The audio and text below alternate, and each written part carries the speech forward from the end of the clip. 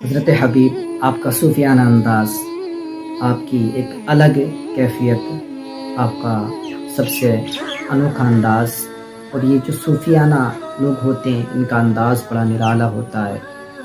آپ کی بیوی آئی، کہنے لگی اے حبیب اب کافی وقت ہو گیا، آپ کوئی کام نہیں کرتے اور یہ سوکھ ٹکڑے ہم سے نہیں کھائے جاتے۔ حضرت حبیب سوکھ ٹکڑے کھاتے اور اللہ کا شکر ادا کرتے۔ بیوی نے کہا بھی یہ ہم سے نہیں کھائے جاتے، جائیں کہیں کام تلاش کریں، جائیں کہیں کام دیکھیں۔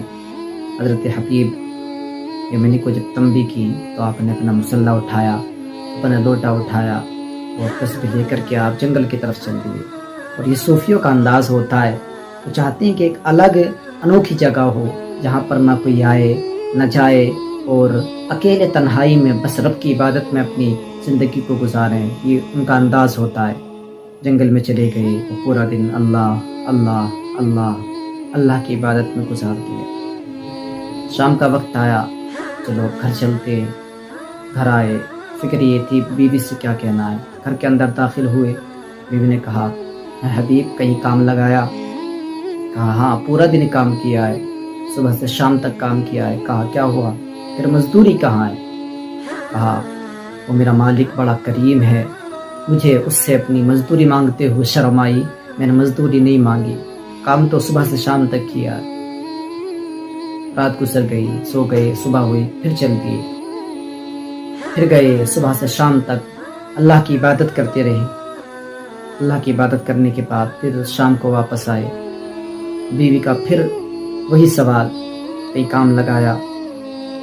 کہا ہاں آج تو کل سے بھی زیادہ کام کیا ہے۔ کہا پھر مزدوری کہاں ہے؟ کہا وہ میرا مالک بڑا کریم ہے، بڑا کرم کرنے والا ہے، مجھے اس سے مانگتے ہوئے شرم آتی ہے۔ اب اس بار بیوی نے تنبیہ کی کہ کل جب آپ جائیں تو سب سے پہلے 2 دن کی مزدوری مانگنا، اگر وہ مزدوری دے تو اس کے یہاں پر کام کرنا، اگر مزدوری نہ دے تو کہیں دوسری جگہ کام لگانا۔ اب صوفی ہوتے ہیں، یہ بڑی دل پر لگی کہ اپنے رب کو چھوڑ کر کے کس جگہ جائیں، ہمارے لیے اللہ اور اس کے محبوب کا ہی تو در ہے، اس کے علاوہ کہاں جائیں۔ بڑے دل پر اثر کیا۔ آپ سو گئے فکر میں، صبح ہوئی، پھر آپ چلے گئے، پھر اللہ کی عبادت میں اپنی پورے دن کو گزارتے ہیں۔ شام کا وقت آتا ہے، اب اس بار زیادہ فکر ہے، اس بار زیادہ فکر ہے کہ بیوی نے تنبیہ کی ہے کہ کام دوسری جگہ لگانا۔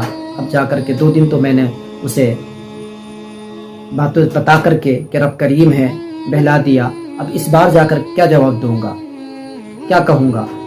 تو ایک الگ حالت تھی، ایک الگ کیفیت تھی کہ کیا جواب دوں گا۔ شام کا وقت، رات کو تھوڑی دیر سے گھر واپس آئے، تھوڑا آپ نے ٹائم باہر گزارا۔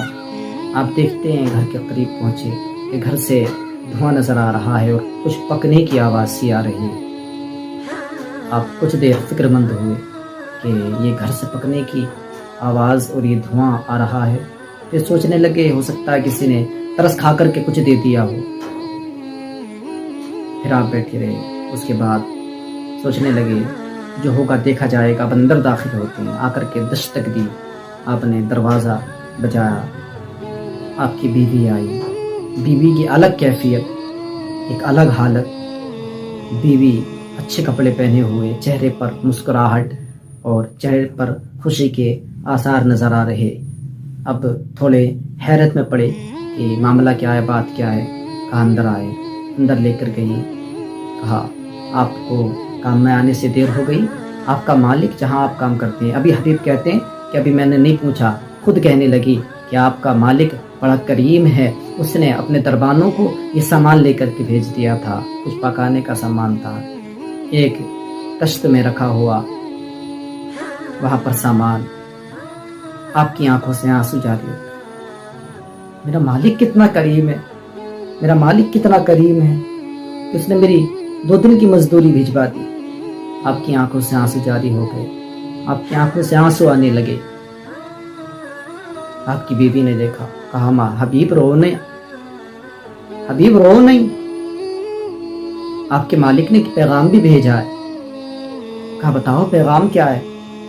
کہا پیغام یہ ہے، تمہارے مالک نے کہا ہے کہ حبیب سے کہنا کہ وہ اپنی مزدوری टाइम से करते रहें, मजदूरी ना छोड़ें, वो अपनी मजदूरी करते रहें, हम उनकी उजरत देते रहेंगे। वो काम मेहनत से करते रहें, हम उनकी मजदूरी देते रहेंगे। आपकी आंखों से आंसू जारी हो गए। हमारी बेवफाई पर वो कितना प्यार करते हैं, हमारी बेवफाई पर वो कितना प्यार करते हैं। अगर हम बावफा होते तो कितना प्यार वो करते। दिल तो क्या चीज़ है हम रूह में उतरे होते, दिल तो क्या चीज़ है हम रूह में उतरे होते। तुमने चाहा ही नहीं चाहने वालों की तरह, तुमने चाहा ही नहीं चाहने वालों की तरह। या अय्युहल इंसान मा गर्रका बिरब्बिकल करीम, ऐ इंसान तुझको तेरे करीम रब से किसने धोखे में डाला। वो जिसने तुझे आँख अता की, कान अता किए, पैर अता किए, सब कुछ अता किया, उस रब से तुझे किसने धोखे में डाला। हर जगह जाता है, लेकिन जब रब के घर के आने की बात आती है तो क्यों पीछे हट जाते हो? क्यों 5 वक्त नहीं आते? क्यों रब की इबादत करने से पीछे हट जाते हो? जिस रब ने तुझे सब कुछ अता किया,